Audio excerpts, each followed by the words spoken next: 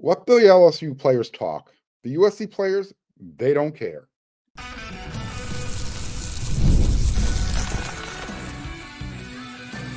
You are Locked On Trojans, your daily podcast on the USC Trojans, part of the Locked On Podcast Network, your team every day.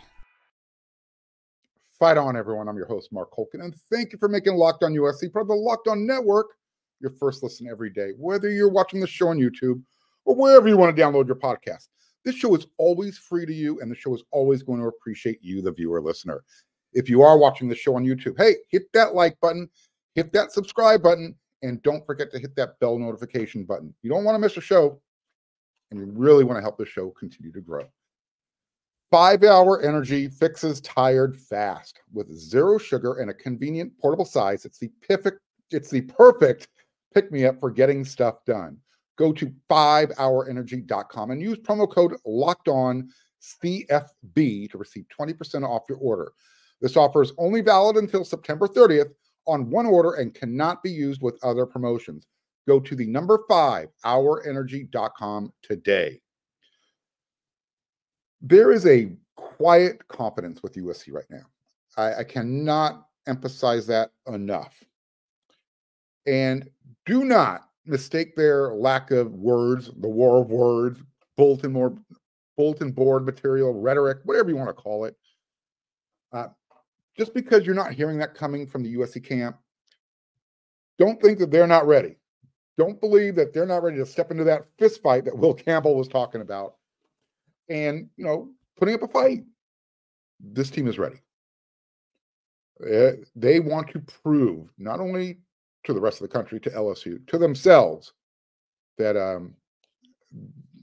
they don't want to hear any more talking. And I'm not talking about LSU. They don't want to hear any more talking about them, about last year. That's what this is really about. That's the chip, the battery that this team is wearing on their shoulder. Doesn't matter what LSU says, what Brian Kelly says, what Will Campbell, what anybody says. The only thing that matters is what USC thinks. And when Will Campbell made those comments about, they're showing up for a fist fight, he wasn't disrespecting USC or the team. Not at all. In fact, I love the way Will talks. And if what he said came from a Trojan, I'd be out there puffing my chest too. I'd be saying, yeah, you know what? Let's do this. You like that type of style. I get the impression Will's a very down to earth type of guy. He wasn't going anywhere besides LSU. I mean, when you listen to him talk, can you picture him anywhere else but Baton Rouge? Of course you can. He was made for that program. Now, with that said, he did say that, he's showing up for a fist fight. I like that. Mention that. But, that was actually a topic with the defensive players and the coaches after practice on Wednesday that I attended, which will also be the last practice the media attends before USC kicks off versus LSU Sunday. You're watching this episode on Thursday, 3 more days. I leave for Vegas hours after I'm done recording the show. I'll be in Vegas on Thursday. So we're going to see what it looks like this weekend, Labor Day, Sunday, but there seems to be a good mix of excitement and belief amongst the USC team right now. And I'm really focused more on the defense, but in general, the entire team is feeling it. When I was at practice, you could sense there was some extra juice. The team's energy was really up there in the afternoon. And again, everyone who's watching this, my everydayers, LSU fan, USC fan, Oklahoma fan, I'm not trying to oversell. I'm not trying to get anybody a false sense of hope, but this team is focused. They're ready to punch someone else in the chest. Jamil Muhammad, defensive end, he was asked if he's tired of hearing about last season, specifically, the defense.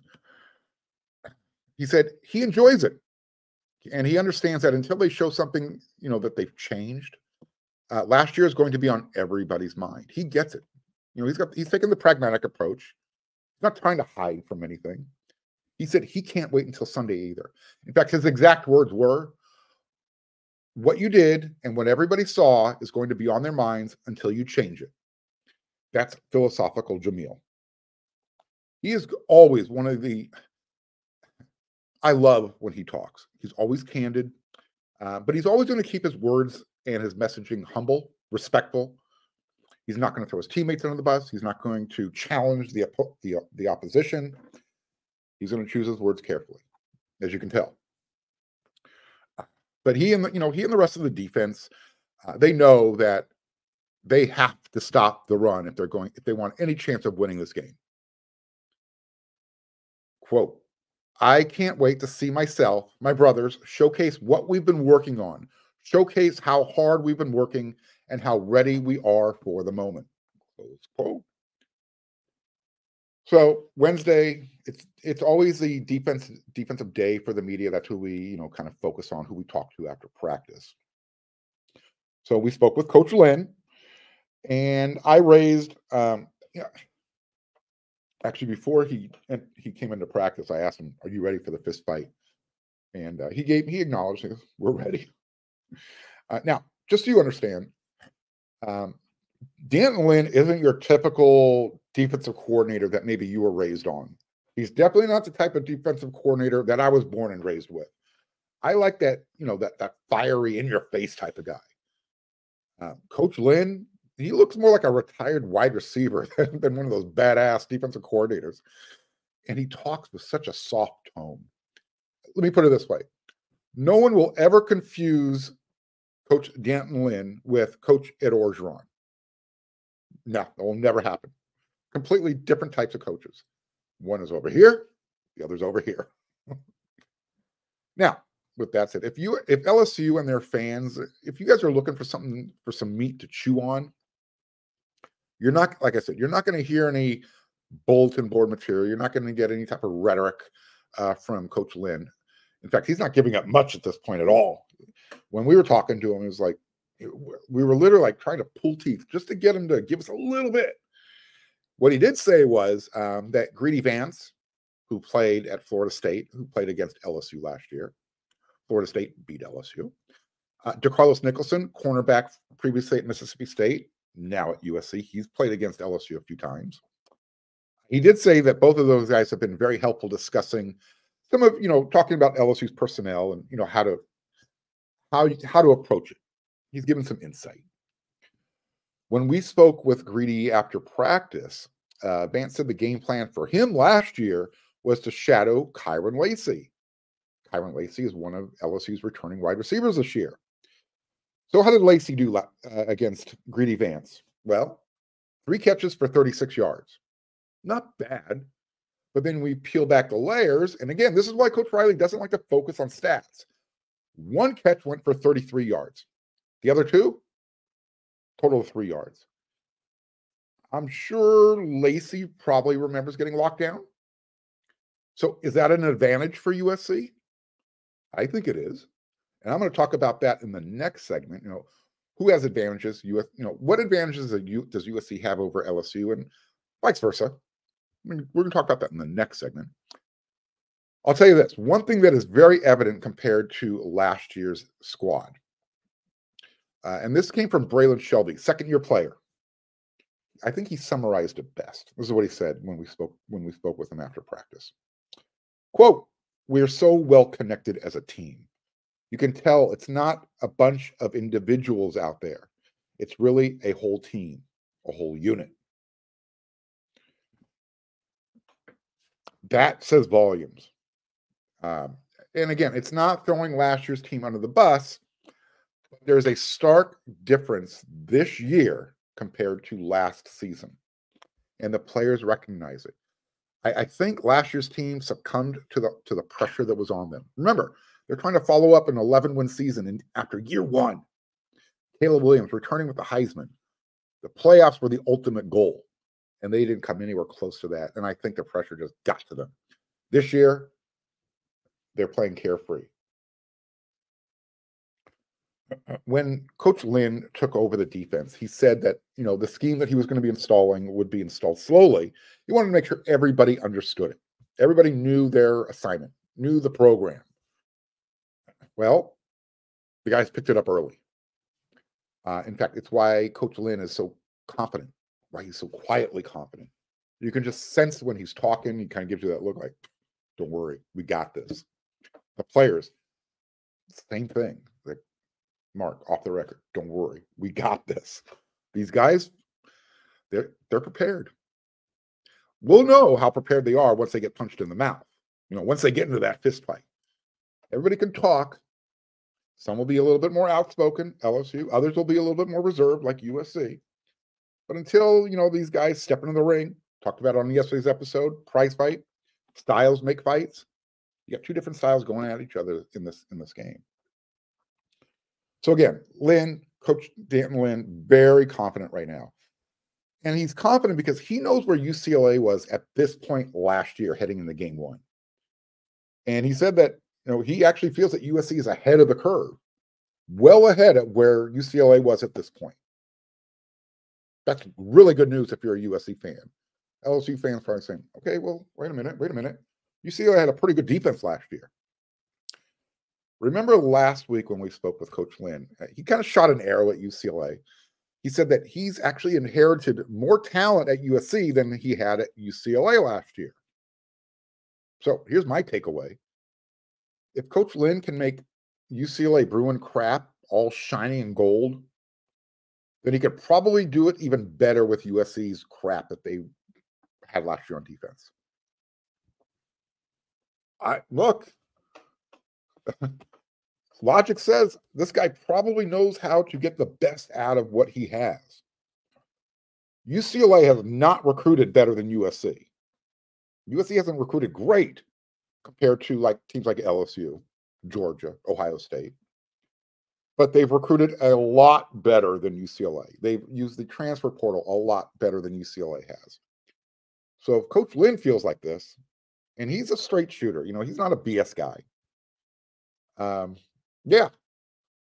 feel good. I probably feel that same confidence that the team is feeling.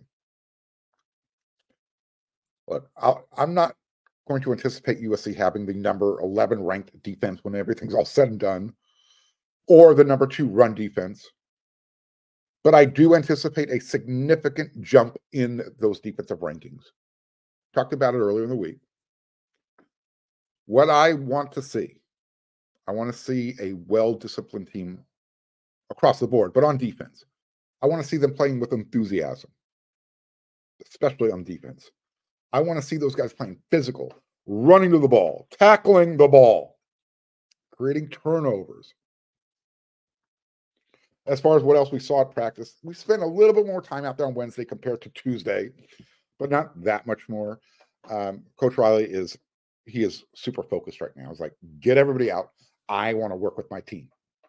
He doesn't want anybody saying who's starting. We'll find out on Thursday with the depth chart. But everything is right now, he is closed ranks. I'm going to give you my 2 deep in the third segment. I'll see how close I came to, what happens when the depth chart actually is dropped. Just a couple other notables from practice. Team was in full pads. It was warm. I actually did a spot on ESPN Radio, 104.5 FM, home of the LSU Tigers, pregame and postgame shows. So I did a little bit talking today. I'm going to be on their pregame show about an hour before kickoff on Sunday. So make sure you're tuning in. Check that out. 104.5 FM. Find it on the internet. Anyways. Special teams. Got to see those guys working. This team is loose. You're going to like what you're seeing. This team is completely healthy. They're ready to rock and roll. Now, so unless something changes between now and Sunday, this team is healthy. They're ready for the fist fight. I'll be in Vegas at this time tomorrow.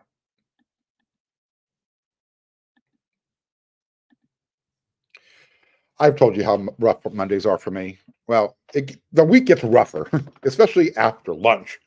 Are you tired after lunch? Well, you're not alone. In fact, research shows that more than 70% of us hit the wall after lunch. Let 5-Hour Energy Shot help you leap over that wall instead of crashing into it. Did you know that 5-Hour Energy has 0 sugar? And it comes in a convenient portable size. You can, if you're a woman, put it in your purse. If you're a guy, put it in your purse. Put it in your pocket. It's the perfect pick-me-up for getting stuff done. Go to the website. The 5-Hour Energy website has flavors galore. Whatever flavor you like, you can find it there. They've got watermelon, tropical burst, grape berry, whatever you can conceive. And when you're on the site, you can even build your own 12 or 24 pack, and they'll deliver it right to your front door. All you have to do is go to 5hourenergy.com. That's the number 5hourenergy.com and get some 5-Hour Energy product today. And if you use my promo code LOCKEDONUSC, you'll get to receive 20% off your order. Use your energy now. The offer is only valid until September 30th on one order and cannot be used with another. The code is not good on subscription orders either. Go to 5hourenergy.com today.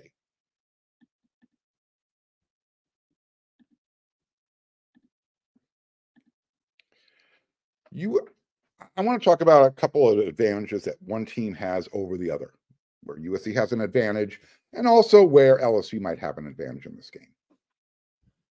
Without a doubt, and I know this is a controversial hot take on my end, LSU fans got really upset when I came out with this earlier. USC's wide receivers have the advantage over LSU's secondary. LSU has some great wide receivers. Look, each school loves to call themselves a wide receiver U. The Tigers, they like to boast about, if they could put together an all-star team with names like Justin Jefferson, Jamar Chase, Odell Beckham Jr., you go back a little bit further, Dwayne Bowe, remember him? Yeah. And don't forget, the Tigers, they just had 2 guys drafted in the first round in the most recent NFL draft. LSU knows how to develop and put wide receivers into the NFL. They're good. Well, USC's wide receiver history, it's kind of good too, right? And just for the sake of brevity, the list is second to no one. I could rattle off names all day, all night long. I'm not going to do it. But I will take a trio of BMW, Mike Williams, Keyshawn Johnson, number 1 overall draft pick back in the day, and give me Juju Smith-Schuster. Give me those 3 over LSU's top 3 any day of the week and twice on Sunday. But look, all those guys, none of them are playing on Sunday.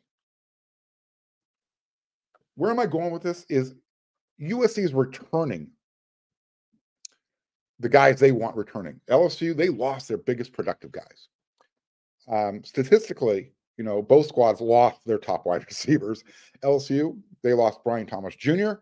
He led the country, 17 touchdowns. He also had 68 catches for 1,177 yards. That's a lot of production. Don't forget about Malik Neighbors. He's actually LSU's all-time leader in catches and yards.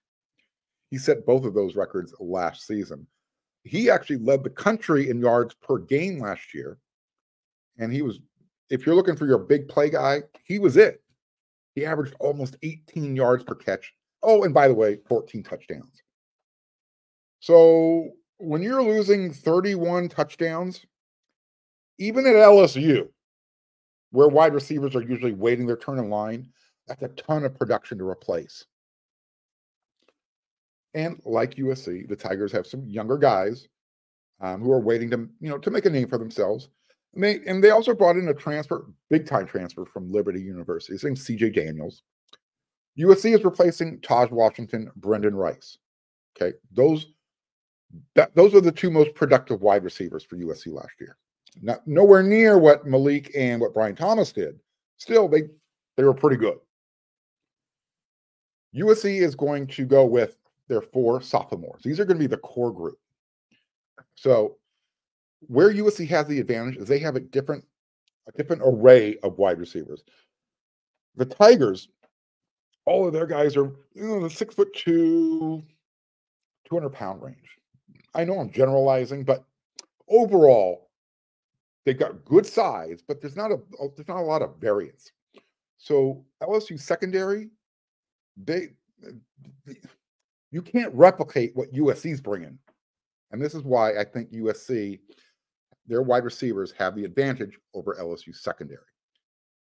I mean, I don't know. How do you replicate 6'6" and 6'4", 200+ pounds with Deuce Robinson and Jacoby Lane? If you don't have that on your roster, specifically, on your scout team offense, how is LSU secondary going to prepare for that? I know that there's nobody on LSU's roster like Zachariah Branch. If there is, I'm naive. I apologize. Educate me. Yes, I said that on purpose. Mekhi Lemon, he doesn't get mentioned enough. I'm telling you this right now. He is Amon-Ra St. Brown, but he's bigger. That's a scary proposition because Amon-Ra is one of the best wide receivers in the NFL. When I was on the radio earlier today, down there in Baton Rouge, I got no pushback when it came to LSU secondary. When I talked about this, in fact, they said it's probably the Tigers' weakest link on defense. So I think there is a concern that they don't have the guys, they don't have the personnel that matches up with USC's wide receivers, who are NFL guys. Those first four that I mentioned. Again, LSU secondary, per their guys, per their insiders, they gave the advantage to USC. No argument. Here's the thing. If LSU's defensive front 4, 7, the guys up front, defensive line, linebackers, if they can't get to Miller Moss and pressure him, USC is going to be feasting on Tiger meat. Now, what about the other side of the ball? LSU has an advantage, right? Of course they do. Will Campbell, offensive line. He said their game plan is they're going to run the ball. LSU's offensive line is considered the best in the country. On paper, it is good. The way they performed last year, pretty good. They helped protect and run block for the Heisman winner, Jaden Daniels. He's no longer there. That's 1,000 yards of rushing gone. Not to mention all those yards passing and those touchdowns that I brought up earlier. They have the advantage over USC up front. Jamil Muhammad said, look, until we prove it, we're nobody. It's not his exact words, but if you listen to the second segment or the first segment, you heard what I said. And I've also talked about this during the week. This is where the game is going to be won or lost, up front in the trenches. If USC can pass and run the ball, bad news for the Tigers. If USC can make LSU's offensive line and that run game ineffective, because that's their game plan, they're going to ground and pound. The field is going to flip in USC's favor. But right now, today, LSU's offensive line has a significant advantage over USC's defensive line until we see USC's defensive line show that they are better than they were last year. And that's okay. This is a big if. I said, if USC can do what they need to do, again, that's a big if. Like Jamil said, until everyone sees it, USC can't stop the run yet. That's what the world knows. Until they see it happen, USC can't stop the run. One of the guys, Brian Kelly and LSU fans are hoping will be healthy among their wide receivers is Chris Hilton. Unfortunately, right now he's dealing with a bone bruise. So if he's unavailable, or even if he's limited, Brian Kelly, LSU's offense, they're going to have to adjust. And this is why I'm so much higher on USC's wide receivers compared to LSU's secondary. I know LSU has a talented group of pass catchers. They don't have, their secondary is nowhere close to USC's. Again, it's going to be a great chess match to watch. On offense, can LSU impose their will up front? On defense, can USC just eliminate LSU's passing game because of their secondary advantage? And you know where I stand with USC's wide receivers versus LSU's secondary. Here's my hot take. If the USC run defense is going to be effective enough, not if, it's going to be effective enough that Garrett Nussmeier, who's got a really good arm, strong arm, gunslinger, I think he's going to be forced to throw the ball more than he wants to.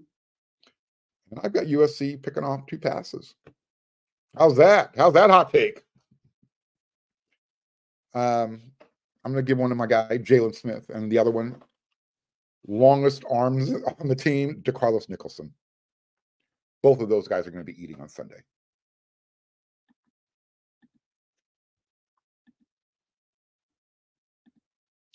You've heard us talk about FanDuel, America's #1 sportsbook. Well, we have something a little different for you now through September 22nd. All FanDuel customers can bet $5 and get a 3-week free trial of the NFL Sunday Ticket from YouTube and YouTube TV. Yeah. Then with the YouTube TV base plan, you'll be able to watch every regular season Sunday afternoon out-of-market game. All you need is a Google account and a current form of payment, and you can cancel anytime. Just visit FanDuel.com/locked-on to download America's #1 sportsbook. It's warmer. The days are sunnier. And you know what? It's time for you to eat. It's time for you to eat right. Fuel up for them with Factor's no prep, no mess meals. You don't want to cook. Meet your wellness goals in time for summer thanks to the menu of chef-crafted menus with options like Calorie Smart, Protein Plus, and Keto. Factor's fresh, never frozen meals are dietitian approved and ready to eat in just 2 minutes. So no matter how busy you are, you'll always have the time to enjoy nutritious, great tasting meals. Make today the day you kickstart a new healthy routine. Stop procrastinating. Start today. They have 35 different meals. They have 60 different add-ons to choose from every different week. So you can always, explore different flavors. Make your day delicious from breakfast to dessert. Stay fueled with easy, nutritious options. You deserve to treat yourself. And you deserve to treat yourself to restaurant quality meals that feature premium ingredients like filet mignon, shrimp, and even blackened salmon. Head on over to factormeals.com/LockedOnCollege50 and use code LockedOnCollege50 to get 50% off your first box plus 20% off your next month. That's code LockedOnCollege50 at factormeals.com/LockedOnCollege50 to get 50% off your first box plus 20% off your next month while your subscription is active.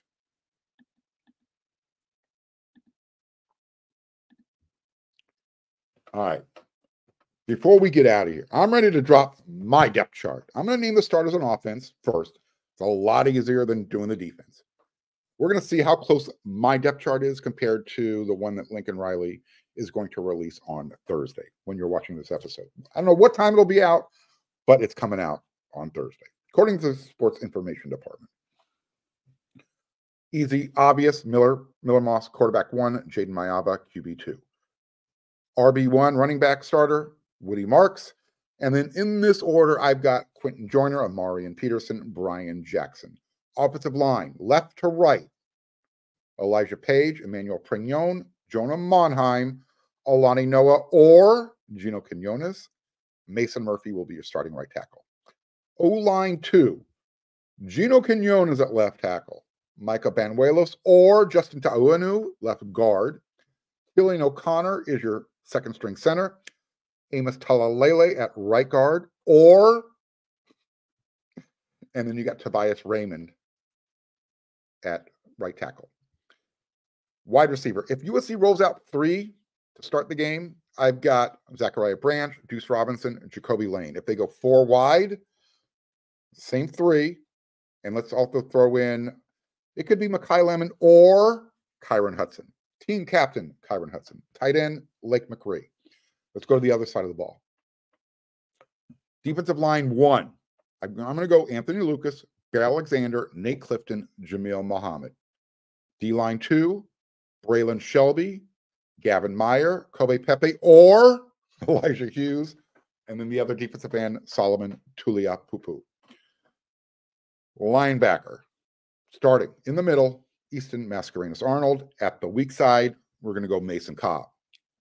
Linebacker 2, in the middle, Rajon. It's either going to be Rajon Davis or Eric Gentry. Both of those guys are going to play. I'm just not sure how they have them situated just yet. I'm really fascinated how they're going to use Eric Gentry. I could see them even lining him up at defensive end, using that speed. Lots of stuff to do with him.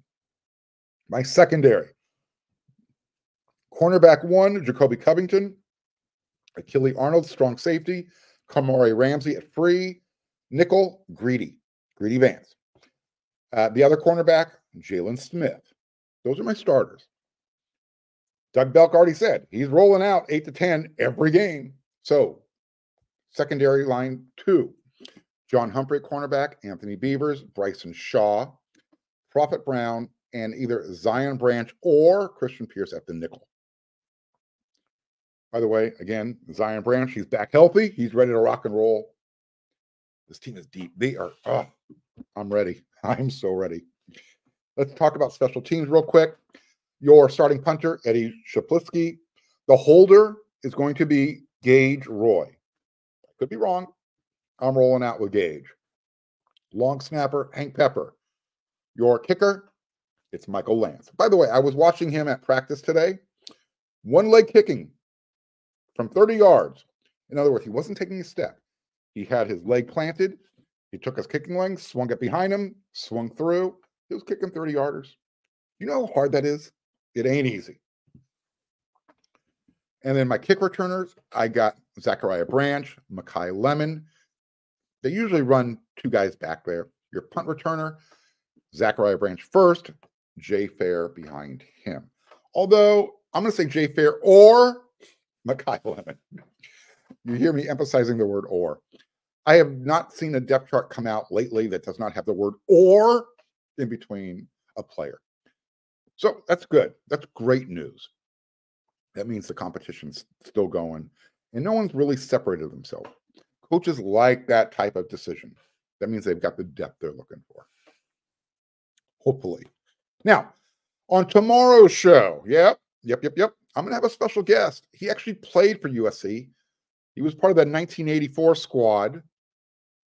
That's when LSU came to the Coliseum and beat USC 24-3. But he's going to be here. He's going to talk about the game coming up, everything USC, LSU, whatever crosses our, whatever's put on our plate, we're going to talk about it. Everything leading up to this game. Like I said, this game has been 20 years in the making for me. These two teams split the national championship back in 2003, 2004. This isn't going to settle anything, but these two teams want to play each other. And I want to watch these teams play each other as well. So until tomorrow's episode, everyone, you know what to do.